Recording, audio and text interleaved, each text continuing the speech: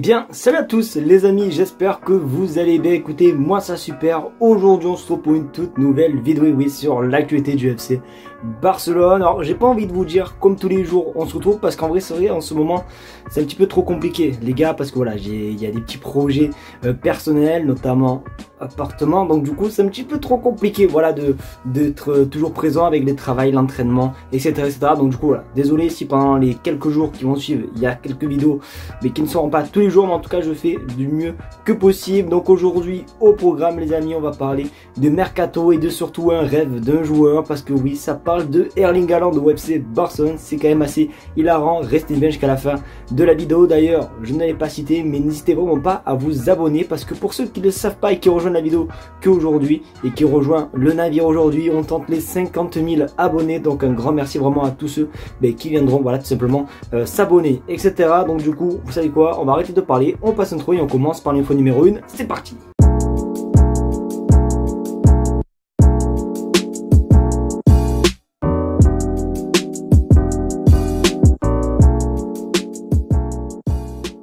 On va tout simplement commencer par des chiffres, et vous savez que pour ceux voilà qui sont là depuis très longtemps, dès qu'on a des chiffres etc ou même des images, on commence les vidéos comme ça. Et du coup aujourd'hui, puisqu'il y a eu tout simplement la journée 5, notamment avec la belle victoire du Barça face à Girona, il y a eu les chiffres de l'audience, donc les voici. Voilà, alors j'ai un petit peu vu sur Twitter et compagnie, et tout le monde dit que le Barça est leader, alors que pourtant quand on regarde bien, le Real Madrid a deux chaînes qui ont diffusé le match, et quand on additionne bien ça fait 842 000, tandis que le Barça est à 800 et quelques. Donc je sais pas du tout, mais d'après plusieurs sources, le Barça était encore leader des audiences ce week-end, et ça fait plaisir. Après c'est vrai qu'on va pas se mentir que ce week-end c'était quand même un gros petit match quand même contre Girona, puisque ça fait déjà 3 matchs qu'on n'a pas gagné contre eux, notamment la saison il y a 2 ans avec le 0-0, ensuite la saison dernière où on a perdu 4-2 lors des 2 rencontres. Donc c'était quand même un match assez important et un gros match à suivre. Donc du coup voilà, le Barça était leader des audiences. Donc du coup n'hésitez pas à me dire ce que vous pensez les amis de ces chiffres dans les commentaires. Mais c'est vrai que quand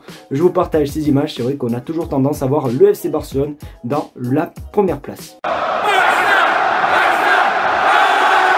Les amis, aujourd'hui est un beau jour parce que le Barça a officialisé tout simplement le 3e maillot. Il était temps, parce que c'est vrai que pendant un certain temps le Barça ne jouait qu'avec le maillot domicile, mais du coup le Barça a officialisé et a sorti tout simplement le 3e maillot, et du coup le voici sur votre écran. Franchement rien à dire. C'est vrai que je faisais partie des personnes qui critiquaient quand on voyait les leaks un petit peu avant l'été etc, quand on voyait voilà que le maillot allait être vert etc, mais je trouve quand même que porter c'est quand même assez cool etc. Et il me fait énormément penser à ce maillot de 2015 les amis, le maillot c'était le maillot Surd je crois du Barça, voilà, avec le flocage Neymar qui est totalement mort malheureusement, mais du coup voilà il me fait penser énormément à ce maillot. Donc n'hésitez pas à me donner une note par rapport au maillot Surd etc. Je pensais qu'il allait être vert un petit peu plus foncé, mais là c'était un bon je trouve que le vert est plutôt pas mal, c'est à dire qu'il n'est pas très foncé, il est quand même assez clair et assez fluo, donc ça fait quand même plaisir. Et d'ailleurs forcément quand on parle de nouveaux maillots,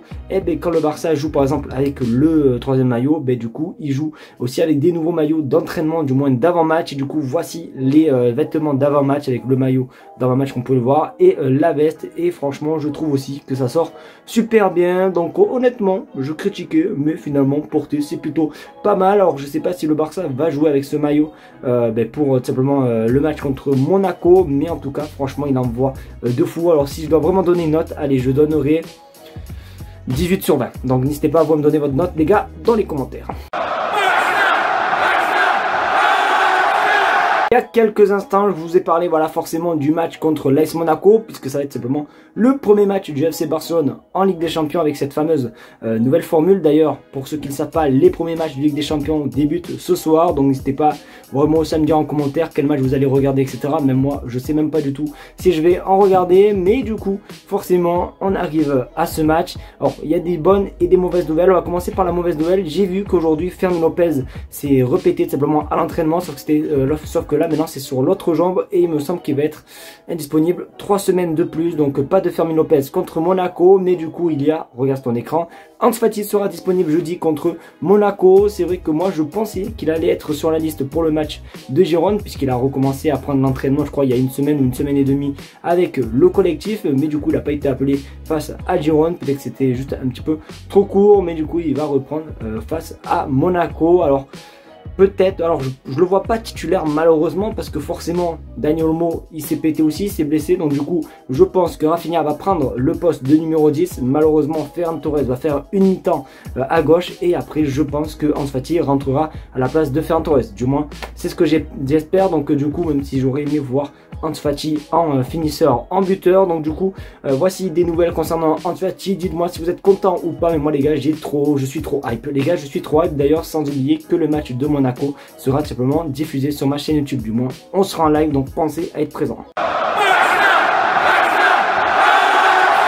Un crack du FC Barcelone répond à une question un petit peu assez, je pense, assez polémique, puisque forcément quand tu réponds ce genre de choses, ben forcément ça va faire un petit peu du bruit sur les réseaux. Mais franchement je valide totalement. Marc Casado a une réponse simplement, ben si tu étais Deco, qu'est-ce que tu ferais? Et du coup regarde ce qu'il a dit: si j'étais Deco un jour, je signerais Erling Haaland. Et oui les amis, voici le rêve de Casado, et je pense même le rêve de tout le monde, parce que bon, c'est vrai que malheureusement Lewandowski n'est pas éternel, ce qui veut dire que allez, peut-être dans 2 ans, même l'année prochaine, je pense peut-être qu'on le verra plus au FC Barcelone. Donc c'est vrai que moi, comme relève, je sais pas pourquoi, je rêve de Erling Haaland.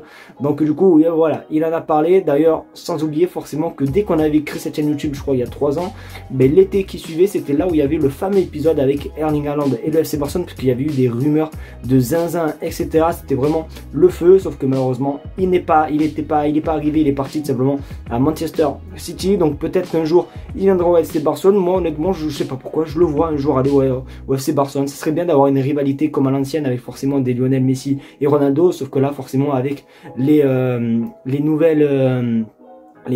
nouveaux joueurs, quoi, les nouveaux joueurs tendance, c'est-à-dire Haaland contre Mbappé, voilà. Bon bref, moi honnêtement je sais pas, dans mon livre honnêtement j'ai toujours vu Erling Haaland au FC Barcelone, donc peut-être qu'un jour il viendra. Mais en tout cas j'espère que Marc Casado sera directeur sportif, parce que franchement si on continue avec Deco, ça sera pas Erling Haaland, mais ça sera je pense son cousin qu'on va recruter. Donc voilà, en tout cas t'es bien Marc Casado. Amis, c'est déjà la fin de cette vidéo, j'espère qu'en tout cas elle t'aura plu. Si c'est le cas, n'hésite pas à me le faire sans en mettre un maximum de pouces bleus, à partager la chaîne YouTube et à surtout t'abonner, parce que comme d'habitude les amis, ben, on tente tout simplement le 50 000 abonnés. C'est vrai qu'en ce moment malheureusement, comme j'ai dit, avec des petits trucs personnels, je fais pas autant de vidéos comme je le faisais il y a peut-être 3 semaines, donc du coup juste pour ça vraiment désolé. Mais en tout cas merci à vous d'être présents, n'oubliez pas le petit pouce bleu, le partage et surtout l'abonnement. Si vous êtes resté jusqu'à la fin de la vidéo, écrivez-moi T, au moins ça prouve que vous restez jusqu'à la fin de la vidéo, ça prouve que vous êtes des craquitos. Merci à vous les amis, passez une bonne soirée, on se dit à demain pour une vidéo actualité. Tchuss.